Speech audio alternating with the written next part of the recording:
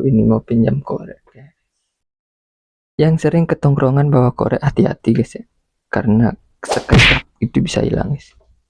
Ya benar, kita harus hati-hati kalau ada pinjam korek, nanti langsung diambil.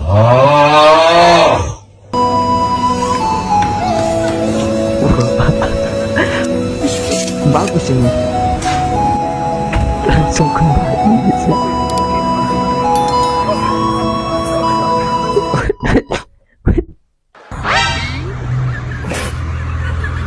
Yang kaki yang diperban di bawah guys ya,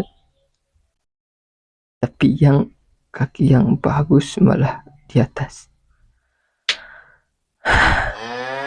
Mungkin lupa ingatan dia guys.